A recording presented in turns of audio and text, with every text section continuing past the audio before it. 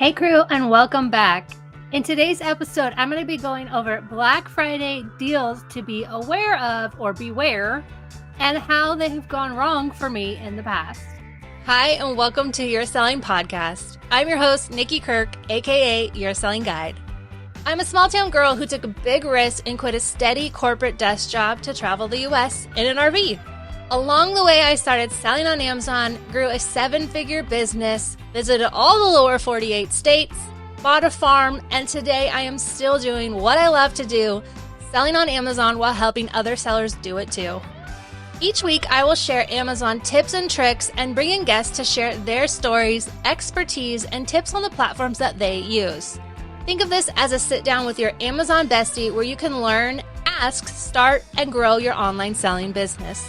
Welcome to Your Selling Pod. Now, this episode, I'm going to walk you through everything and talk numbers and all that kind of stuff, but it really might be one that's better viewed over on YouTube because I'm going to show you things as well. But for those listening over audio, don't worry, I got you. I will make sure to break it all down. So over on YouTube, again, that's at Your Selling Podcast. So youtube.com/Your Selling Podcast. You can listen to it there. Also, if you didn't know, you can now text me. I get the text right on my phone. You can send it to 503-461-5985. Again, 503-461-5985. You can text me directly right there and I will answer any questions, all that kind of stuff. It's just a way to keep in touch. I'll let you know if new videos are out, new podcasts, any other deals that I know that are going on. I'll be sure to let you know. So definitely give me a text, add me your contacts, and we'll chat there. If you follow along on any of my social media channels, you've probably heard me talk about how earlier this year, in the first half of 2023, I had really low profit margin and ROI. And the reason was because I was moving through a lot of my bad Black Friday buys. So in this episode, I'm going to walk you through those buys, but I'm also going to leave you with some tips and advice and what I think I did wrong and how I'm going to go forward differently this year. Now, I'm talking about Target mainly in this because Target is my go-to for Q4, but this goes for all Black Friday ads. Everyone's source is different. Everyone likes sourcing different places. So no matter where it is that you're looking, make sure you're looking at these deals with the filter of this thing's going to tank. The first thing to know about Black Friday deals is that that's not actually the best price. So you normally, and if you're an avid ad shopper like I am, like I like looking through, even back in the days of newspapers, I love to look through the ads and see like what's out there, what's on sale. So if you go through the ads, both Target, everyone had extra like special deals in October this year because Amazon decided to do a second Prime Day. I think they have in the past, and like COVID kind of threw them for a loop, and so they moved it around, but they did a second Prime Day, October, I think it was 11th and 12th or 12th and 13th. And so what happened was all the other retailers also had online deals. So Target had Target Circle Week where they had different ads and deals like throughout the week, but daily deals as well.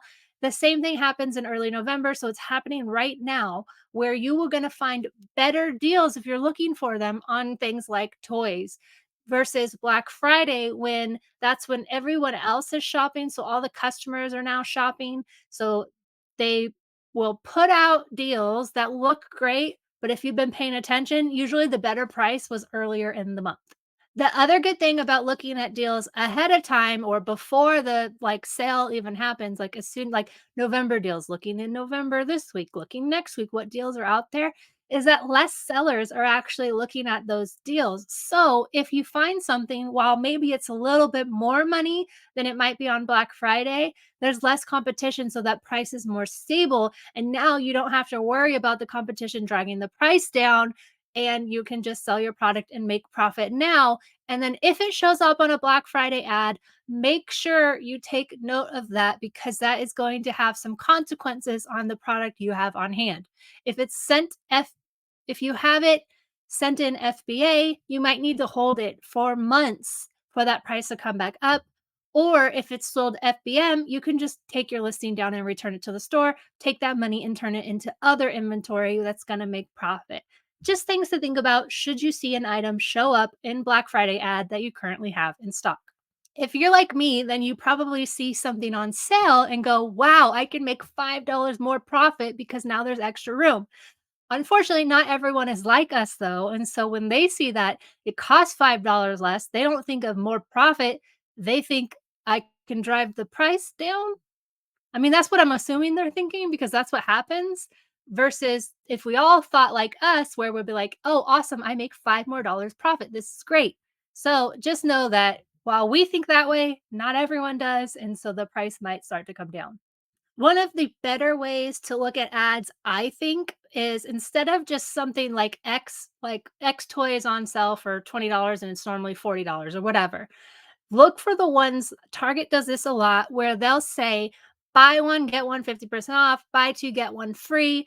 Usually, when you do the math, so how I do the math on that is I'm gonna buy 3 of them because it's buy two, get one free. So I'm gonna take the cost of 2 of them, divide it by 3 because it's spreading it across the 3 items. So that's how I figure out the costs for those items like that. Normally, you can get a little bit better deal. Like I said, those deals happen in early November, and then they'll happen in early December too. So those deals I think are a little bit better to watch out for, but I'm going to show you how some of them can go wrong like they did for me. So here is my first product example. This is a Fisher Price Nickelodeon Santiago of the Sea. Sea? I don't know what this name is. Anyways, Lorelei the Mermaid doll. So I found these at Target on sale in either early November or late October, and they sold. I sent them in FBA. They sold pretty fast, but the sale was over. So I was on the lookout for when they go on sale again. I had them in my cart. So what I'll do on Amazon, or sorry, on Target, is I'll add products to my cart, and then Target will send you an email like, "Hey, something on your cart's on sale." And that way, or you can add it to a list too. And that way I'm aware of when they go on sale. So that's what I did, and then I saw it went on sale for $10 during Black Friday. However, while there was no competition really on it earlier in the month when I sold them, at that point, there was tons of competition, and you can see it here on the Keepa chart. So now looking at Keepa, again, early November when I grabbed it, $30 selling for, and it had about 13 offers. And what you can see happening in Keepa is a spike in offers as soon as that Black Friday deal happened. So Black Friday last year was on November 25th, I think.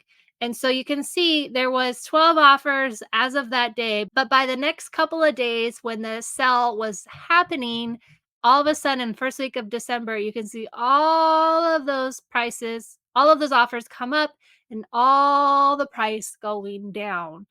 So that's what happens when something is readily available for anyone to find, because anyone can use TA and scrape Target's website for all the deals. That is what they did. And that is what happens when you get all of a sudden a ton of competition. Makes no sense. It was selling for $30, buying for $10. That had to have been at least $10 profit, right? But now everyone tanked the price. It got so low. It was at one point in like right around Christmas, got down to $15 that people were selling it for. So I, of course, held my price high. So I made the profit on the initial ones that I sold. But by the time this whole product life cycle had gone through for me, I sold 24 of them, all because I went too deep. I bought 20 for $10 each, which was a mistake. And so looking on my seller board screens, you can see the first 3 made good profit. By the time I'd sold all 24, 2 got returned. I made $6. That's $6 on the entire 24, not $6 each. So that's my most biggest glaring, like, why you don't want to go deep and beware of the Black Friday deals. But let's just keep walking through to show you some more. Q4 is here. It is the best time of the year as an Amazon seller, but if you don't know what's going on with your profits, your money, your business, do you really know if that business and product is making any money? This is why I love Sellerboard and why I've partnered with them on the Your Selling podcast. Sellerboard truly is the best way for an Amazon seller to see their true business, how much profit you're making on a product, and better yet, why I love it, it forecasts out your total sales for the month, and you can see by quarter, by month, or by the entire year how much money your items are making you. We all know different things come up in Amazon business, from returns to various Amazon fees. All of it is broken down in Seller Board because, like I've said, if you don't know your business numbers, you don't know what's going on. And as new small business owners, that's the area that gets fallen behind because we truly don't totally understand it. So why not use this software to fully understand what's going on? Seller Board is offering my listeners 2 months free, no credit card required. All you got to do is head to yoursellingguide.com/sellerboardprofit and sign up. Again, you just log into your Amazon account in Seller Board and everything is pulled over, including all your past items you've ever had.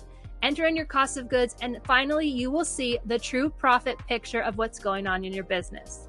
Again, try it 2 months free at yoursellingguide.com/sellerboardprofit and really understand your business this Q4. So here's another example of one. If you're watching on YouTube, I'm showing you the literal Target ad where you could see the price of it. It was on sale, saving $15, on sale for $23. So it's a Beyblade Surge Storm Volt Knockout Battle Set. It's literally just a piece of plastic that makes the arena for those Beyblade toys.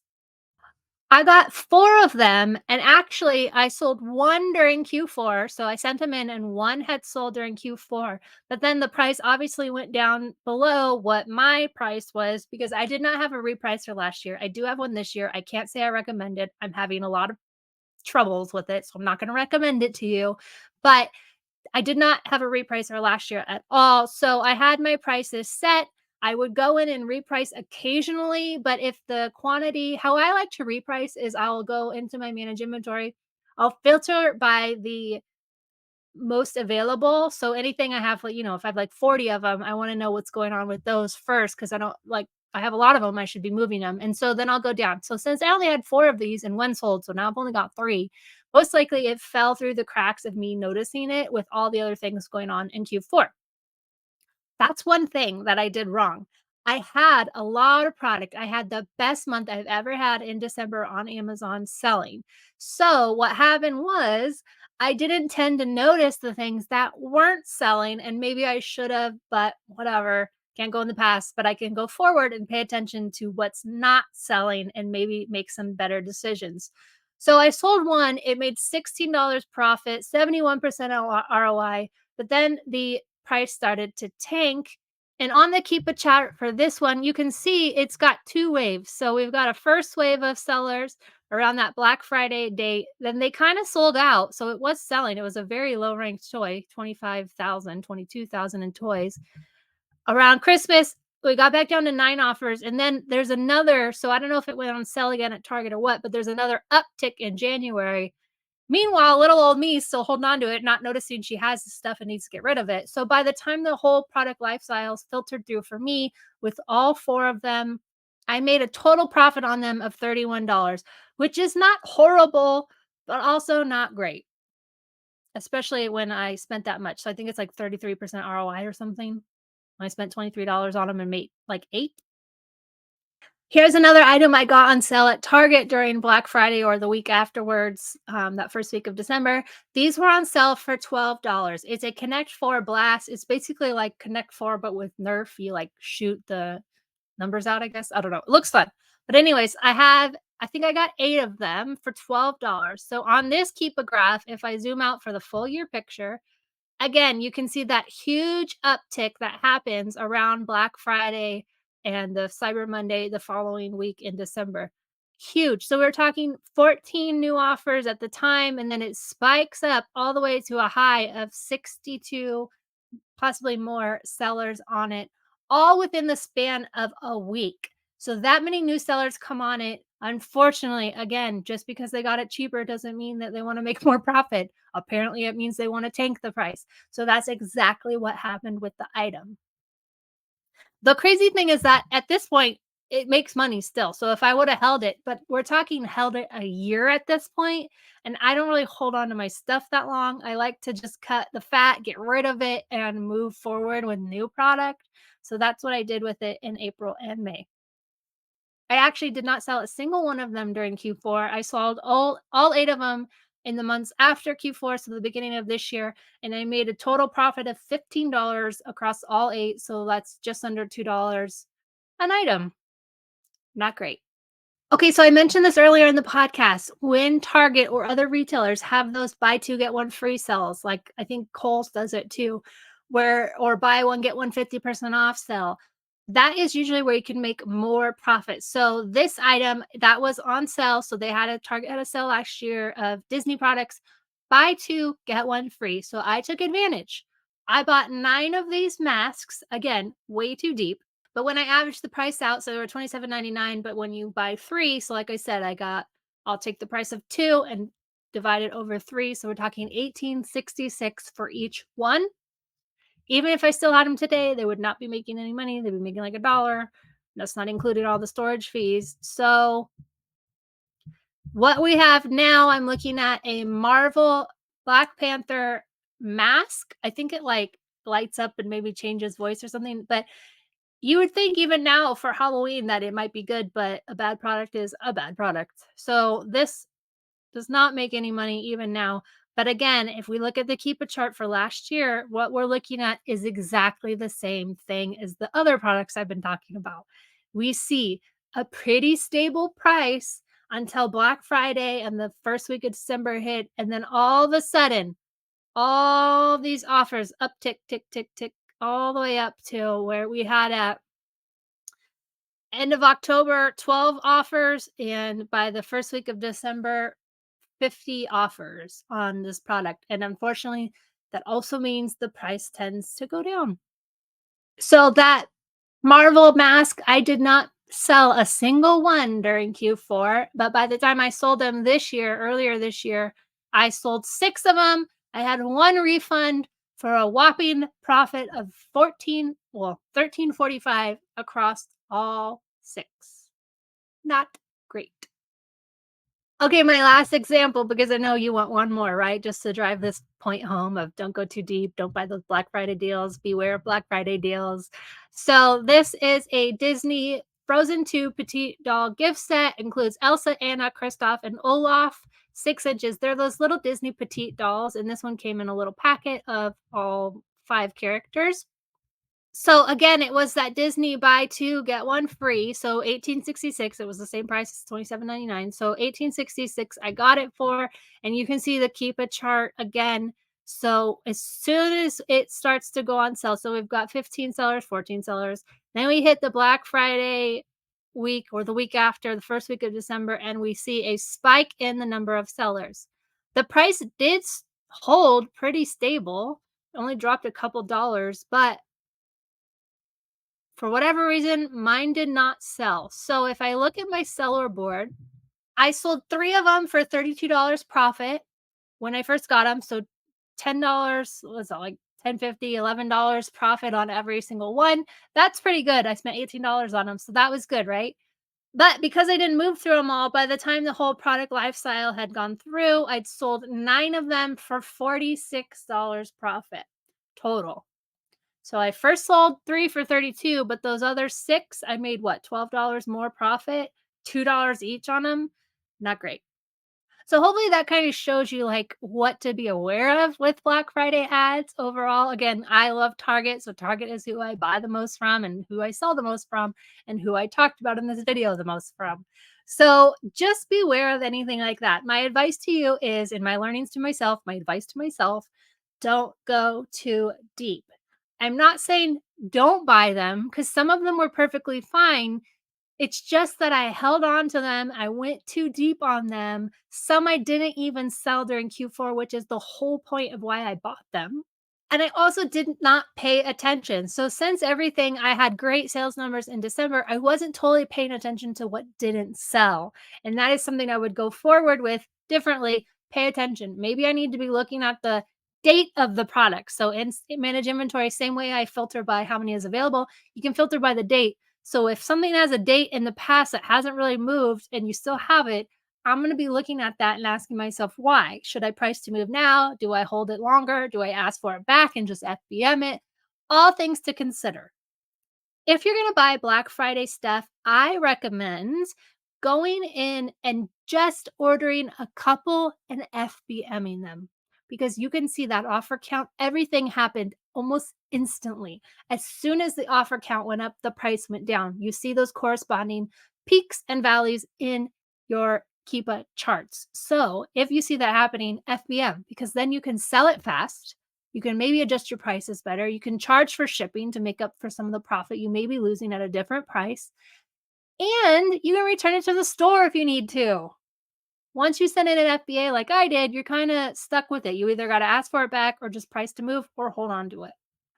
Bad buys can really stick around and haunt you for months after, just like it did me. So I had a really solid Q4, but my Q1 and Q2 were not great because I had all this like clutter and junk that I had to move through, cutting even, selling for a loss, whatever I had to do to get through it. So just something to note about those Black Fridays, what I'm going to be doing differently this year, and hopefully it's going to help you if it's your first Q4 to beware of some of those Black Friday deals, because while they seem amazing, they can go back and haunt you for the next year.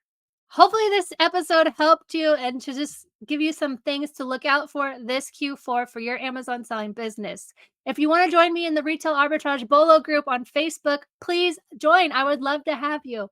Every week, sellers in there are sharing what they're finding right now in store, what's making money. And beyond that, we are sharing tips and advice about selling on Amazon. So no matter what questions you have, you're welcome to ask them in the group, and I'm there to help you out. You can join that at yoursellingguide.com/bolo or click the link in the show notes. Until next week, happy sourcing.